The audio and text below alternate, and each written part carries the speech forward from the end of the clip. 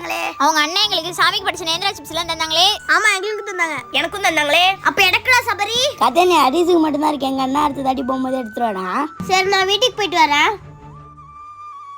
தங்கச்சி நானும் வந்ததுலேருந்து பார்த்துட்டு இருக்கேன். ஏன் சோகமா வந்துருக்கேன்? சபரி அண்ணா சபரிமலைக்கு போய் நேந்திர சிப்ஸ் வாங்கிட்டு வந்திருக்காங்கடா. சபரி எல்லாருக்குமே கொடுத்துருக்காங்க. ஆனா எனக்கு மட்டும் கொடுக்கவே இல்லை நேந்திர சிப்ஸ். அதனால தான் சோகமா உட்காந்துருக்கேன். தங்கச்சி நீ ஒன்றும் ஃபீல் பண்ணாத தங்கச்சி. நான் உனக்கு சபரிமலைக்கே போகாம நேந்திர சிப்ஸ் செஞ்சுறேன். நான் சபரிமலைக்கே போகாம நேந்திர சிப்ஸா? ஆமா தங்கச்சி, இதோ இப்போ எப்படி செய்யறேன்னு பாருன்னு சொல்லிட்டு நேந்திர பழம் இல்லாத காரணத்தால ஒரு 3 மொந்த பழத்தை உரிச்சு எடுத்துட்டாங்க. அப்புறம் அந்த 3 பழத்தையும் அழகா ரவுண்டா சீவிட்டு அடுப்புல சட்டி வச்சு சட்டியில எண்ணெய் ஊத்தி எண்ணெய் நல்லா காஞ்சதும் அப்படியே நம்ம சீவி வச்சு இந்த மொந்த பழத்தை பொரிக்கிற கேப்ல ஒரு சின்ன கிணத்துல உப்பு மஞ்சத்தூள் லைட்டா எண்ணெய் ஊத்தி நல்லா கலக்கலன்னு கலக்கி கலருக்காக அப்படியே அதை எடுத்து எண்ணெய் சட்டியில ஊத்தி விட்டு பொன்னிறமா பொரிச்சு எடுத்தா நேந்திர பழம் சிப்ஸ் மாதிரி மொந்த பழம் சிப்ஸ் ரெடி. தங்கச்சி இந்தா நேந்திர சிப்ஸ்.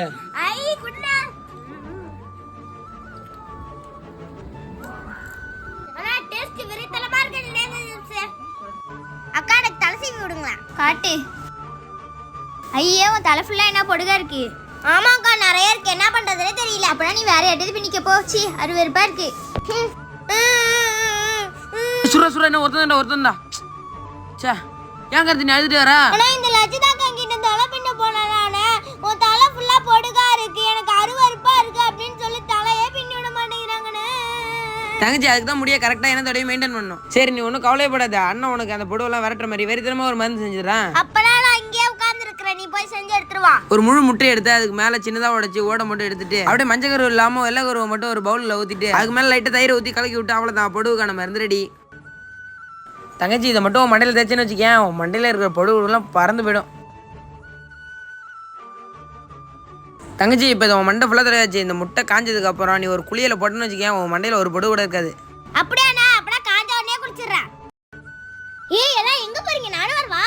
நாங்களாம் கிறிஸ்மஸ்க்கு கேக் வெட்ட சாமி வீட்டுக்கு போறோம். நீ எல்லாம் வர வேணாப்ப. வாங்கடா. தங்கச்சி எங்கேயோ வந்துருக்கு. கிறிஸ்மஸ் அதுமா ஏன் தங்கச்சி இவ்வளோ சோகமாக உட்காந்துருக்க?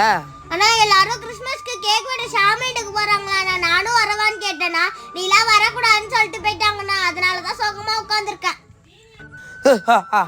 தங்கச்சி நீ ஒன்றும் கவலையப்படாத. உனக்கு வெறித்தனமா கிறிஸ்மஸ் கேக் செஞ்சு தரேன்னு சொல்லிட்டு ஒரு பாத்திரத்துல காஞ்ச கருப்பு திராட்சை சேர்த்து அதுக்கு மேலே தண்ணி ஊற்றி அடுப்புல வச்சு பட்டர் சேர்த்து நல்லா ஒரு பக்கம் கொதிக்க விட்டுட்டு இன்னொரு பாத்திரத்துல 3 முட்டையை டப்பாங்கன்னு உடச்சி ஊற்றி நல்லா கலக்கி விட்டு நல்லா கலக்கினதுக்கு அப்புறம் நம்ம வேக வச்சு இந்த திராட்சை மிக்சியில மாட்டி பேஸ்ட் மாதிரி அரைச்சி அப்படியே இந்த பேஸ்ட்டை முட்டையில ஊற்றி கலக்கிட்டு அது மேலே கொஞ்சமா பால் தேவையான அளவுக்கு சுகர் போட்டு வாசத்துக்காக லைட்டா வெனிலா எசன்ஸ் அப்புறம் மைதா மாவு கொக்கோ போட்டு பேக்கிங் சோடா சேர்த்து இது எல்லாத்தையும் சேர்த்து நல்லா கலக்கினதுக்கு அப்புறம் மோல்ட்ல பட்டர் சீட் வச்சு அதுக்கு மேலே நம்ம கலவை ஊற்றி விட்டு ஒரு மணி நேரத்துக்கு இட்லி பானைக்குள்ள வச்சு எடுத்து அவ்வளவுதான் முக்கால்வாசி நம்ம கேக் ரெடி ஆயிட்டு அப்புறம் டிசைன் பண்றது அக்காட்ட கேக் எடுத்து போய் கொடுத்தா அக்கா வெறித்தனமா கேக்க டிசைன் பண்ணிட்டு தங்கச்சி இந்தா கிறிஸ்மஸ் கேக்கு. ஐ குடுனே.